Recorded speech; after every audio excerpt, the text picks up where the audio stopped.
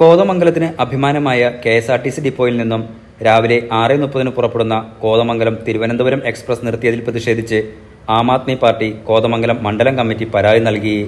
കഴിഞ്ഞ ഒരു മാസത്തോളമായി ഈ സർവീസ് നടത്തുന്നില്ല. ഈ എക്സ്പ്രസ് ബസ് വേറെ ഡിപ്പോയിലേക്ക് മാറ്റിയതായി അറിയുന്നു.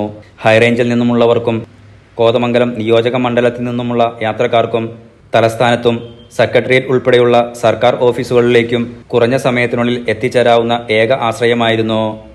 50 വർഷം മുൻപ് കോതമംഗലം MLA ആയിരുന്ന TM ജേക്കബ് ആരംഭിച്ച ഈ എക്സ്പ്രസ് കോതമംഗലം ഡിപ്പോയിലേക്ക് തിരിച്ചു നൽകണമെന്നാവശ്യപ്പെട്ട് കോതമംഗലം ATOയ്ക്കും ട്രാൻസ്പോർട്ട് മന്ത്രിക്കും ആം ആദ്മി പാർട്ടി കോതമംഗലം മുനിസിപ്പൽ മണ്ഡലം കമ്മിറ്റി നിവേദനം നൽകി. മണ്ഡലം പ്രസിഡന്റ് സാബു കുരിശിന്റെ അധ്യക്ഷതയിൽ ചേർന്ന യോഗത്തിൽ നിയോജക മണ്ഡലം secretary Bijoy Pulickal, Johnson Karukappillil, Gopinath KS, Jose Mavelikudy, Saju KP, Kunjuthoman എന്നിവർ സംസാരിച്ചു. എക്സ്പ്രസ് സർവീസ് അടിയന്തരമായി പുനഃസ്ഥാപിച്ചില്ലെങ്കിൽ ശക്തമായ പ്രതിഷേധ പരിപാടികൾ സംഘടിപ്പിക്കുമെന്ന് ആം ആദ്മി പാർട്ടി മുന്നറിയിപ്പ് നൽകി. Enlight news, Kothamangalam.